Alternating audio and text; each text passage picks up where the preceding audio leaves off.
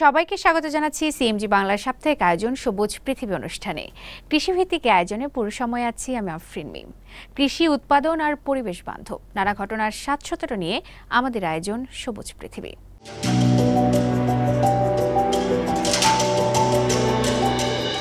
২৭ বছর আগে চীনের এক মরুকরণ নিয়ন্ত্রণ কর্মীকে নিঃস্বার্থভাবে সহায়তা করেছিলেন এক মার্কিন শিক্ষক। সেই সহায়তায় মরুভূমিতে গড়ে উঠেছে হাজার হাজার গাছের বন। প্রায় ৩ দশক পর সামাজিক যোগাযোগ মাধ্যমের কল্যাণে আবারও মিলেছে তাদের দেখা। পরিবেশ রক্ষা, মানবতা আর চীন যুক্তরাষ্ট্রের জনগণের আন্তরিক বন্ধুত্বের এই হৃদয়স্পর্শী গল্প নিয়ে বিস্তারিত জানাবেন বেইজিং সহকর্মী খংচিয়াচিয়া প্রেমা। উত্তর চীনের মরুকরণের বিরুদ্ধে লড়াই করা বীরাঙ্গনা ইন ইউজেন ২৭ বছর আগে তার বনায়ন প্রচেষ্টাকে সমর্থনকারী এক দয়ালু মার্কিন নাগরিকের সাথে অনলাইনে পুনরায় যোগাযোগে সক্ষম হন সম্প্রতি। এর মাধ্যমে চীন মার্কিন পরিবেশগত সহযোগিতা ও তৃণমূল স্তরে দুদেশের বন্ধুদের এক গভীর মর্মস্পর্শী গল্পের অবতারণা। 1999 সালে হেনান প্রদেশের লোয়াংয়ের একটি বিশ্ববিদ্যালয়ের মার্কিন শিক্ষক রোনাল্ড সাকলোস্কি একটি টেলিভিশন অনুষ্ঠানে মরুকরণের বিরুদ্ধে লড়াইরত ইন ইউজেন ও তার স্বামীর গল্প শোনেন। বছরে মাত্র $250 আয় করা সত্ত্বেও ইন ও তার স্বামী চীনের চতুর্থ বৃহত্তম বালুময় এলাকা মোসো মরুভূমিতে 14 বছর ধরে গাছ লাগানোর কাজ চালিয়ে যাচ্ছিলেন। তাদের এই অধ্যবসায়ে সাকলোস্কি গভীরভাবে অনুপ্রাণিত হন এবং তাদের জন্য একটি মার্কিন ফাউন্ডেশন থেকে $5,000 অনুদান সংগ্রহ করেন। সেটি ছিল ইউজেনের পাওয়া প্রথম বিদেশি অনুদান। ইউজেন স্মৃতিচিহ্ন হিসেবে একটি $1 নোট রেখে দেন এবং বাকি টাকা দিয়ে 50,000 চারা গাছ কেনেন। 2000 সালে যখন সাকলোস্কি সেখানে যান তখন এই ভঙ্গুর চারা গাছগুলোর বেঁচে থাকার সম্ভাবনা কম বলেই মনে হচ্ছিল, কিন্তু ইন তাকে এই মর্মে প্রতিশ্রুতি দিয়েছিলেন যে যদি তিনি কয়েক বছর পর ফিরে আসেন তবে এখানে এক বন্য দেখতে পাবেন। 2026 সালের মে মাসে ইন $1 নোটটি সহ একটি ছোট ভিডিও রেকর্ড করেন ও ইন্টারনেটে আপলোড করেন। অল্প সময়ের মধ্যে ভিডিওটি বিশ্বজুড়ে অনলাইনে ভাইরাস হয়। কয়েকদিনের মধ্যেই সাকলোস্কি শিক্ষার্থীরা যারা যখন প্রাপ্ত বয়স্ক এবং বিশ্বের বিভিন্ন দেশে বসবাস করছেন তাকে বার্তা পাঠাতে শুরু করেন। সপ্তাহ দুয়েক আগে আমি প্রচুর ইমেইল এবং টেক্সট মেসেজ পেতে শুরু করি। আমার শিক্ষার্থীরা যাদের বয়স এখন 30-এর কোঠায়, তারা সারা বিশ্ব থেকে আমাকে ইমেল করে জিজ্ঞাসা করছিলেন, সাকলোস্কি, আপনি কি সেই ব্যক্তি যাকে চীনের একজন মহিলা খুঁজছেন? ছবি ও ভিডিওর মাধ্যমে সাকলোস্কি দেখেন সেই চারা গাছগুলো এখন কি হয়ে উঠেছে। একদা ঊষর মরুভূমি জুড়ে বিস্তৃত 50,000-এরও বেশি অ্যাসপেন গাছের এক ঘন জঙ্গল সৃষ্টি করেছে সেগুলো। ওগুলো সত্যি কলমের আকারের ছিল। আমরা মাটিতে একটা একটা গর্ত করে কলমের মতো ছোট ছোট চারা গাছগুলো রোপণ করতাম। এভাবেই আমরা 50,000 গাছের এই বনটি পেয়েছি, যার কথা এখন আমাকে বলা হচ্ছে। এটি সত্যি একটি অলৌকিক ঘটনা। ইউজেনের জন্য সাকলোস্কিকে খুঁজে পাওয়ার অর্থ ছিল ঘাম আর বালিতে লেখা একটি প্রতিশ্রুতি রক্ষা করা। তিনি আমাকে $5,000 দিয়েছিলেন এবং আমি তা বাড়ি কেনা বা আরামদায়ক জীবনযাপনের জন্য অপচয় করিনি। আমি গাছ লাগিয়েছিলাম। তিনি আমাকে জিজ্ঞেস করেছিলেন, এগুলো কি বাঁচবে? আমি তাকে বলেছিলাম, কয়েক বছর পর ফিরে আসুন, আমি আপনাকে একটি বন দেব। সাকলোস্কি একে একটি জীবন্ত অলৌকিক ঘটনা বলে অভিহিত করেছেন এবং একদিন তিনি নিজে বনটি দেখতে চীনে আসতে যান। যদিও চীন ও যুক্তরাষ্ট্রের মধ্যে ভৌগোলিক দূরত্ব অনেক বেশি, আমাদের দুই দেশের জনগণের মধ্যে বন্ধুত্বপূর্ণ আদান প্রদানের ইতিহাসও অনেক দীর্ঘ। আমরা একই পৃথিবীতে বাস করি এবং একটি বড় পরিবারের মতো সম্প্রীতিময় সহাবস্থানই এই পৃথিবীর সকল দেশের কাম্য হওয়া উচিত। প্রেমা, সিএমজি, বেজিং থেকে। চীনের গ্রীষ্মকালীন শস্য সংগ্রহ উৎসবে রূপ নিয়েছে, ফলনও হয়েছে প্রচুর। এবার কৃষকদের আগ্রহ বাড়াচ্ছে উন্নত মানের গম। সাধারণ গমের তুলনায় এর ফলনও বেশি, দামও কম। আরও বিস্তারিত জানব সাকিব সিকান্দারের প্রতিবেদনে।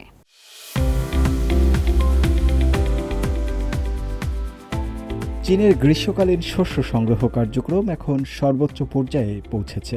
দেশটির জাতীয় খাদ্য ও কৌশলগত মজুদ প্রশাসন মঙ্গলবার জানিয়েছে, এ পর্যন্ত সারা দেশে মোট 3 কোটি টনেরও বেশি শস্য সংগ্রহ করা হয়েছে। প্রশাসনের তথ্য অনুযায়ী চলতি মৌসুমে গম সংগ্রহের পরিমাণ প্রায় 10 কোটি টনে পৌঁছাবে বলে আশা করা হচ্ছে, যা গত বছরের সমপরিমাণ। দেশজুড়ে শস্য সংগ্রহ কার্যক্রম সুষ্ঠুভাবে এগিয়ে চলছে। উন্নত মানের গমের চাহিদা ও দাম সাধারণ গমের তুলনায় বেশি থাকায় উচ্চমানের কৃষিপণ্য উৎপাদনে কৃষকদের আগ্রহও বাড়ছে। বর্তমানে প্রধান গম উৎপাদনকারী এলাকাগুলোতে প্রতি জিন গমের গড় ক্রয়মূল্য 1.21 ইউয়ান।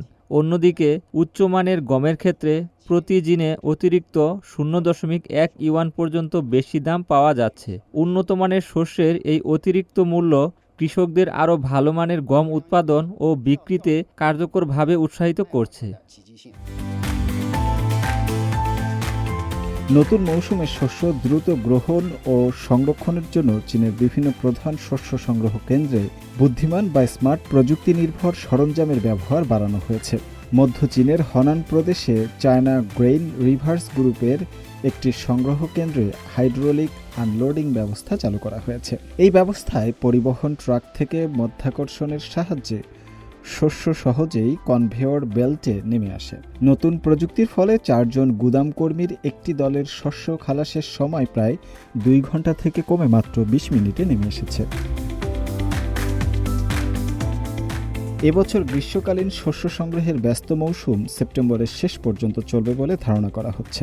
এ উপলক্ষে বিভিন্ন অঞ্চলে মোট 11 কোটি টন শস্য সংগ্রহ সক্ষমতা প্রস্তুত রাখা হয়েছে। একই সঙ্গে চীনের কৃষি উন্নয়ন ব্যাংক প্রাথমিকভাবে 150 বিলিয়ন ইউয়ান বিশেষ ঋণ তহবিলও বরাদ্দ করেছে। শুভ আনোয়ার, সিএমজি বাংলা।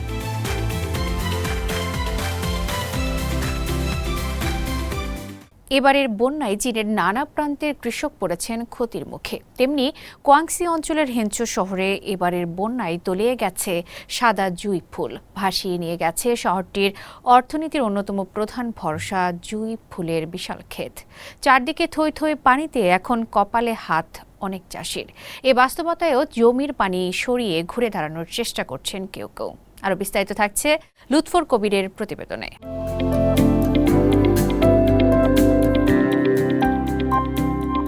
নিজ জমির বন্যার পানি সরাতে ব্যস্ত কৃষক লেই পাংথিয়ান। যেখানে কিছুদিন আগেও ছিল চোখ জুড়ানো সাদা জুঁই ফুলের সমাহার, সেখানে এমন পরিস্থিতিতে তার কপালে হাত। সামনে এক অনিশ্চিত ভবিষ্যতের শঙ্কায় তার মতো আরও অনেকের।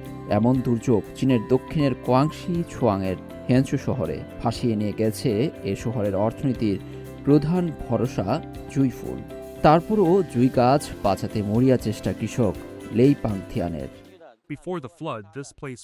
কাদা ধুয়ে পরিষ্কার করছি, যতটুকু বাঁচানো যায় সেই চেষ্টাই করছি। হয়তো কিছু গাছ আবার বেড়ে উঠবে, তবে সম্ভাবনা কম। এমন পরিস্থিতিতে আগে পড়িনি।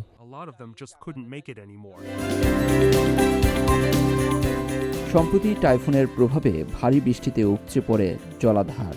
কোথাও বাঁধ ভেঙে নেমে আসে প্রবল স্রোত, ডুবে যায় বিস্তীর্ণ জুঁই বাগান। এতে ক্ষতিগ্রস্ত হয়েছে প্রায় 3.5 লাখ কৃষক। বিশ্বের মোট জুঁই ফুলের প্রায় 60% উৎপাদন হয় হেনচুয়ে। এই ফুলকে ঘিরে গড়ে ওঠা শিল্প থেকে বছরে আয় হয় 19 বিলিয়ন ইউয়ানেরও বেশি। বন্যা ও বৈরী আবহাওয়ার কারণে বাজারে এখন ক্রেতাও কম, অর্ধেকেরও বেশি দোকান বন্ধ। এখানে জুঁই ফুলের মৌসুম সাধারণত এপ্রিল থেকে নভেম্বর পর্যন্ত। বছরের সবচেয়ে গুরুত্বপূর্ণ এই সময়ে এখনও কয়েক মাস বাকি থাকলেও বন্যায় নষ্ট হয়ে যাওয়া জমি দ্রুত ঠিক হবে কিনা সেই শঙ্কা অনেকের। তবে বিপদের এই সময়ে কৃষকের পাশে দাঁড়িয়েছে দেশের চা ও পানীয় শিল্পের সঙ্গে যুক্ত বিভিন্ন প্রতিষ্ঠান। জুই বাগান পুনরুদ্ধার এবং ক্ষতিগ্রস্ত কৃষকদের সহায়তায় দেশজুড়ে শুরু হয়েছে নানা উদ্যোগ। লুৎফর কবির, সিএমজি বাংলা। প্রকৃতির নিজস্ব নিয়মে প্রতি বছরই শুরু হয় টিকে থাকার এক বিস্ময়কর লড়াই। উত্তর পশ্চিম চীনের ছিংহাই হ্রদে প্রজননের জন্য উজানে ছুটে চলে ন্যাকেট কার্প মাছ, আর সেই যাত্রাকে ঘিরেই নদীর তীরে ভিড় জমায় হাজার হাজার পরিযায়ী পাখি। চলুন দেখে নেওয়া যাক ছিংহাই হ্রদের সেই অসাধারণ প্রাকৃতিক দৃশ্য।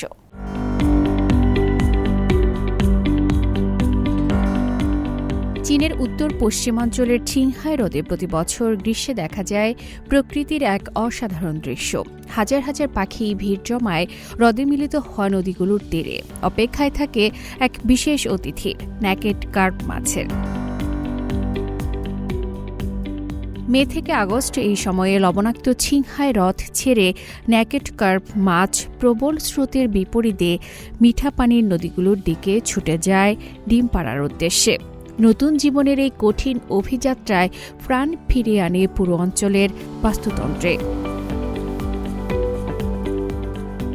ছিংহাই হ্রদে প্রবাহিত সবচেয়ে বড় নদী পোহা যেন পরিণত হয় বন্য প্রাণীর এক নাট্যমঞ্চে।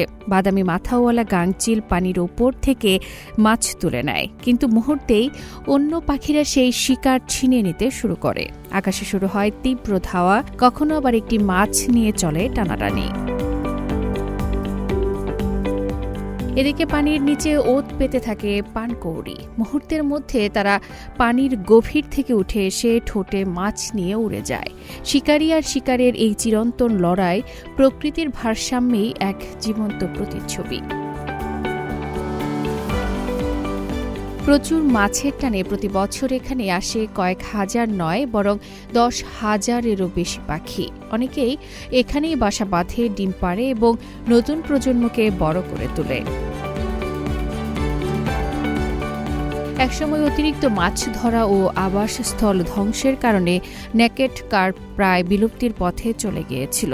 2004 সালে মাছটিকে চীনের বিপন্ন প্রজাতির তালিকায় অন্তর্ভুক্ত করা হয়। এরপর সংরক্ষণ উদ্যোগের ফলে ধীরে ধীরে ফিরে আসে এই মূল্যবান প্রজাতি, আর প্রাণ ফিরে পায় ছিংহাই হ্রদের পুরো বাস্তুতন্ত্র। আফরিন মিম, সিএমজি বাংলা।